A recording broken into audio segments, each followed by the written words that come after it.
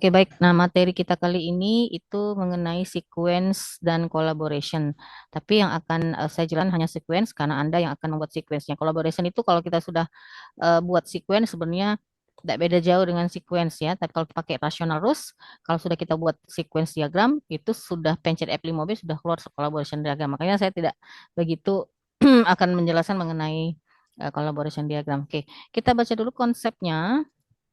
Ya, sequence diagram itu terbentuk dari objek-objek. Nah, perlu Anda perhatikan di sini ada istilah objects pakai S, berarti objeknya banyak. Dan message-message, bukan message ya. Dan pesan-pesan. Jadi, objek yang kita ambil di sini adalah objek yang sudah Anda definisikan di tahap analisis. Di poin keberapa kemarin? Poin ketiga, nggak salah. Nih, memilih kelas-kelas dan objek-objek. Nah, yang ini yang akan kita eh, apa namanya buatkan diagramnya ya menjadi sequence diagram. Oke, nanti masuknya ke sequence diagram yang ini. Oke, kita balik lagi ke sini. Nah, jadi objeknya sudah ada. Sekarang yang perlu kita buat adalah message. Ya, nah message itu sebenarnya tidak beda jauh dengan message yang bisa Anda lihat di atribut atau di dalam kelas yaitu simbol operation. Nah, simbol operation yang sudah Anda buat di poin keempat, yaitu mendefinisikan atribut dan operasi, itu bisa kita buat operasinya sama dengan message, sama dengan pesan-pesan. Nah, jadi sebenarnya eh, objeknya sudah ada, kemudian pesannya juga sudah ada, ya pesan-pesannya. Jadi Anda bisa lihat ya, Anda bisa lihat di tahap yang keempat dan ketiga. Kalau objek tahap yang ketiga dianalisis, message juga operation yang ada di tahap yang keempat. Oke. Nah, di dalam membuat eh, sequence diagram nanti ada yang namanya objek. Nah, di samping objek kita harus buat nama kelasnya ya, yang kita underline. Jadi kita garis bawahi. Nanti kalau kita sudah pakai Asta atau Rationalus atau aplikasi apa biasanya sudah ada underline-nya sendiri. Oke, sekarang kita bahas satu-satu mengenai objek apa saja yang ada di dalam sequence diagram. Oke, di dalam sequence diagram itu ada yang pertama cukup simpel ya, cuman dua simbol ini aja, yaitu objek dan message. Objek, the primary element involved in a sequence diagram is an object. Jadi objek itu apa? An instance of a class. Ya, kelas yang instan. Jadi objek digambarkan dengan gambar seperti ini, rectangle atau empat persegi panjang, di mana namanya atau kata-kata yang ada di dalamnya itu adalah nama objeknya, A, B, C, D huruf kecil itu nama objeknya, kemudian titik duo, A, B, C, D huruf besar itu adalah nama kelasnya. Ya, jadi nama objeknya apa, nama kelasnya dibuatkan. Kan sudah ada di poin yang ketiga kan ya? Poin yang ketiga, nih, ini kan, ini Anda buat objek-objeknya, ya kan? Kemudian dari sini disimpulkan apa saja kelas-kelasnya. Ya, nah ini nih kelasnya apa aja. Jadi ini adalah objek-objeknya. Kemudian ini adalah kelas-kelasnya yang berasal dari objek apa. Oke, misalnya misal nih, ini ada kelas pengguna. Kelas pengguna itu berasal dari kelas mahasiswa, kemudian dosen, kaprodi, dekan, kepala unit, dan berarti nanti pada saat menulis di objek yang ada di sequence diagram, mahasiswa, titik duo, pengguna. Nah, nanti saya kasih contoh ya, yang lebih detail lagi. Oke, ini sudah ada ya. Kemudian yang kedua, message. The interaction between different objects in a sequence diagram is represented as message. Jadi interaksi antara objek-objek yang berbeda, artinya nama dari objek-objek yang berbeda di dalam sequence diagram dipresentasikan sebagai sebuah pesan. Maksudnya bahwa kita bisa melihat apa interaksi antara satu objek dengan objek yang lain. Kita gunakan dengan simbol message. Ya, nah simbol message dinotasikan dengan garis arah panah, ya, arrow. Ya, arrow itu kan panah berarti directed arrow. Apa namanya? Panah secara langsung. Message is denoted by a directed arrow. Depending on the type of message, the notification differs. Ya, artinya bahwa message-nya digambarkan dengan simbol seperti ini, kemudian apa message-nya? Ya, apa message-nya? Nah, kalau kalau dia akan kita hubungkan antara satu objek dengan objek yang lainnya melalui sebuah message, nanti gambarnya yang kedua ini, nanti di sebelah kanan kalau kita pakai Asta itu ada gambar kotak atau empat persegi panjang yang horizontal, ya, yang horizontal. Kemudian kalau ada message yang perlu kita destroy, perlu kita hapus, perlu kita hancurkan, kita gunakan simbol silang. Ini jarang. Nah, kalau misalnya antara satu objek punya message dengan objek yang lain dan itu dilakukan secara berulang kali, bisa kita gunakan simbol return. Simbol return itu panahnya terbalik, garisnya putus-putus. Ya, nanti ada contohnya. Oke. Nah, ini contohnya ya, contoh eh, pembuatan sequence diagram atau contoh dari sequence diagram. Jadi semua objek taruhlah di atasnya, nak. Yang di atas ini gambar objeknya. Nanti ada garis sendiri muncul di bawahnya. Ini kalau kita pakai asta nanti dia muncul sendiri. Misalnya seperti ini. Ibu besar sedikit, mungkin kurang besar.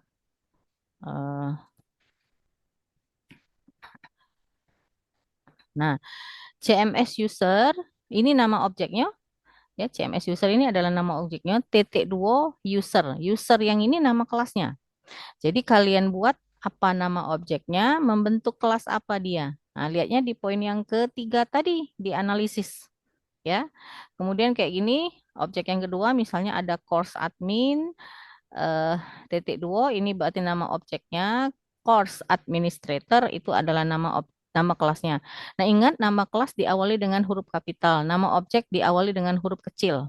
Jadi kayak ini ya, CMS user, C-nya kan huruf kecil, usernya U-nya huruf besar. Nah, ini menandakan bahwa yang diawali huruf kecil itu adalah objek dan diawali huruf besar itu adalah kelasnya. Kemudian course dengan course artinya bahwa objek course itu membentuk kelas course. Ya, bisa saja dalam satu kelas itu hanya terdiri dari satu objek saja karena tidak ada objek yang sama dengan yang lain untuk membentuk kelasnya ya.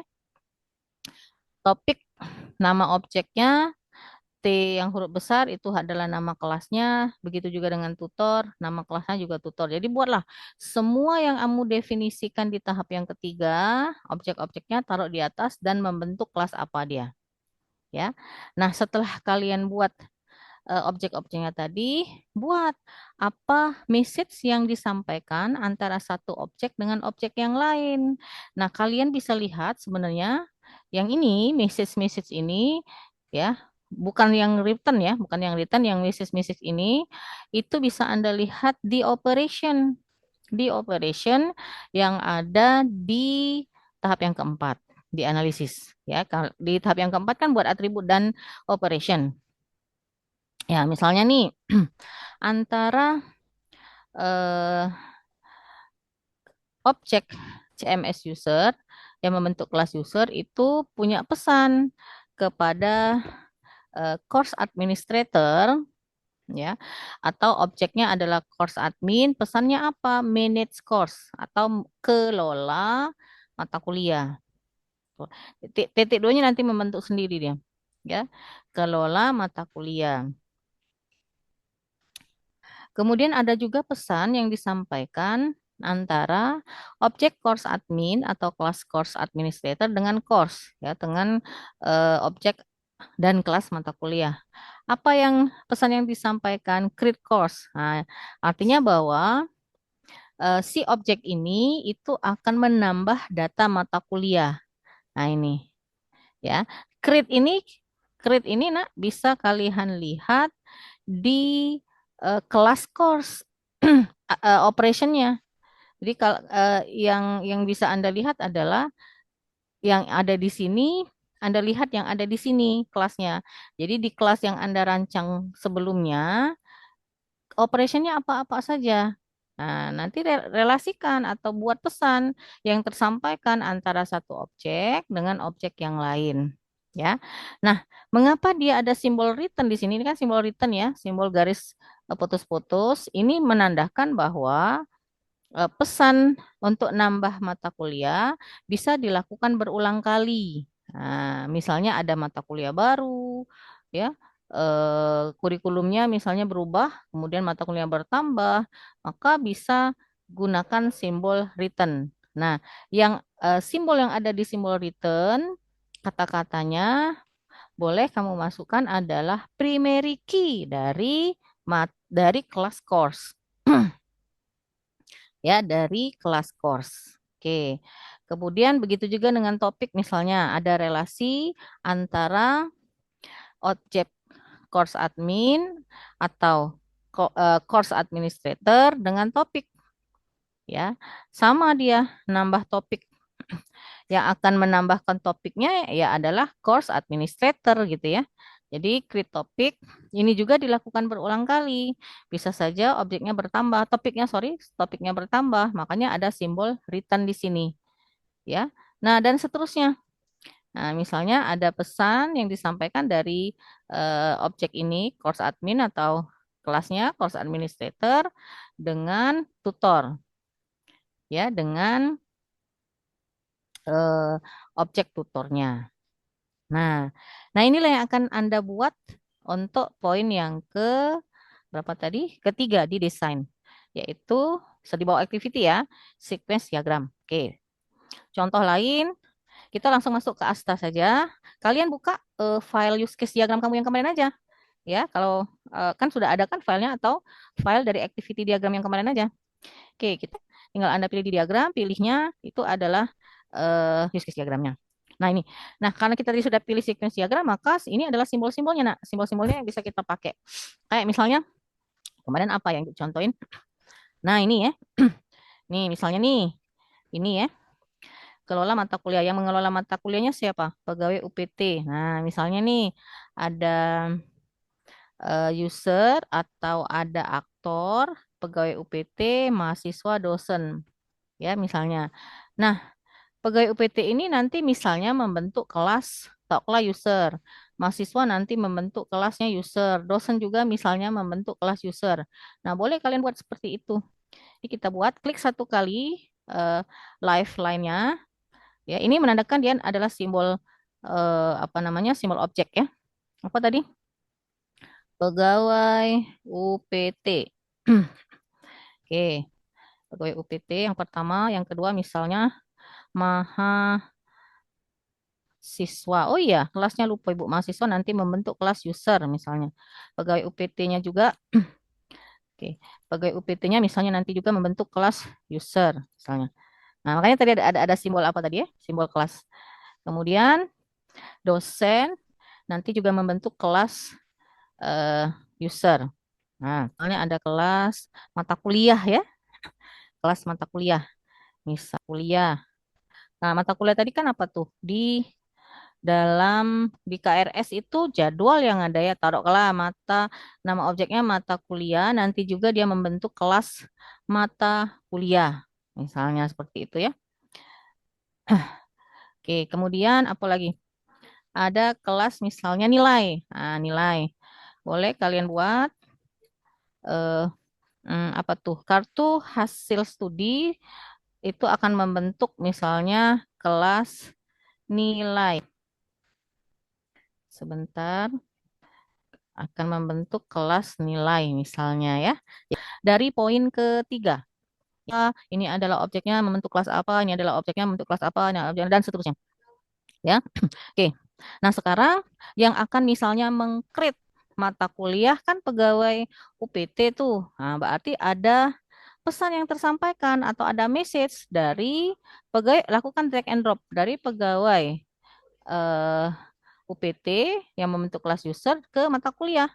Apa nama pesannya? Misalnya tambah data atau create mata kuliah.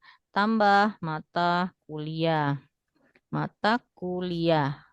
Oke. Nah, misalnya untuk nambah ini perubahan kurikulum itu kan bisa 5 tahun sekali ya kalau di universitas. Berarti mungkin saja 5 tahun berikutnya atau mungkin paling cepat 3 tahun berikutnya itu ada mata kuliah baru karena kurikulumnya berubah menteri, berubah kurikulum biasanya kan gitu.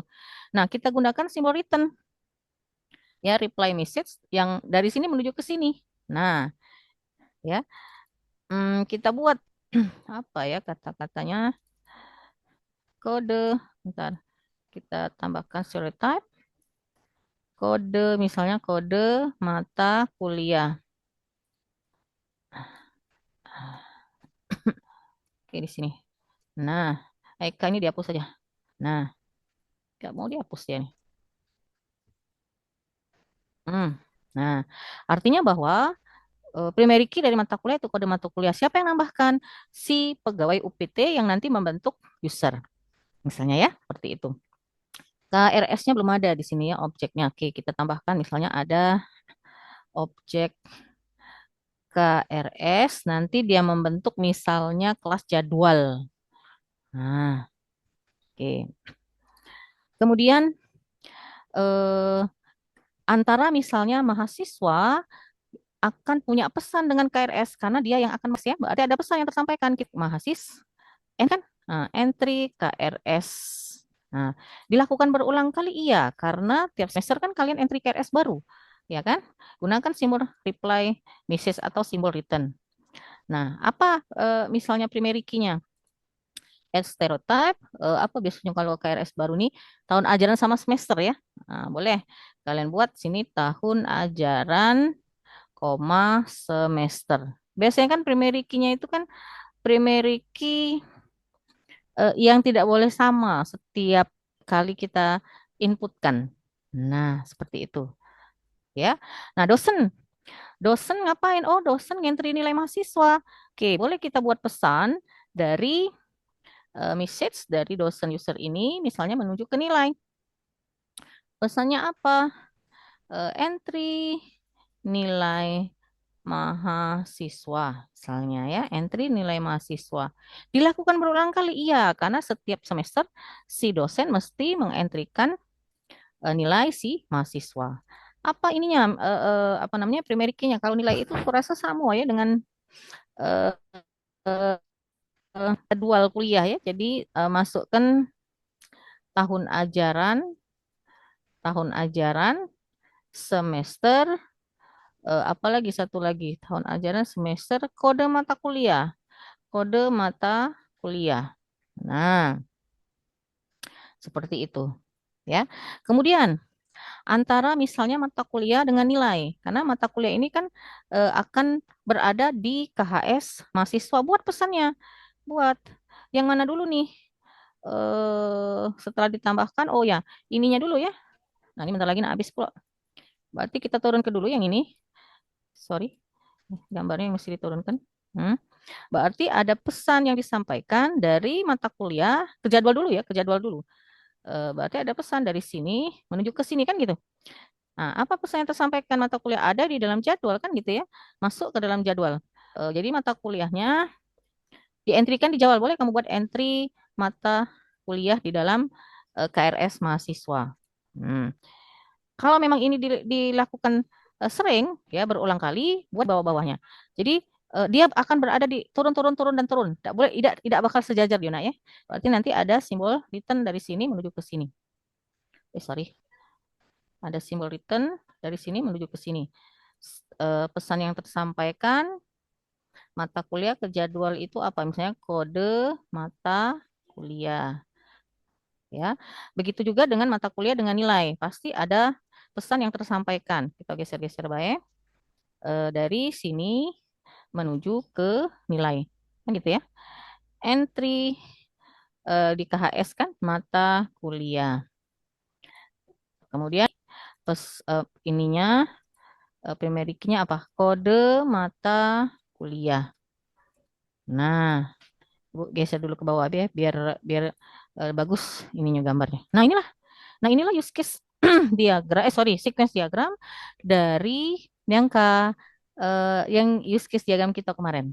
Nah, kalian screenshot seperti biasa, masuk ke template, masuk ke sini. Silakan di crop aja. Kalau kita blok data ini dia ya, udahlah kita crop aja lah. Nah, masuk ke di point sequence diagram. Oke, Nah, besar ke gambarnya supaya lemak lihatnya. Ya. Nah, itulah materi kita kali ini mengenai sequence diagram.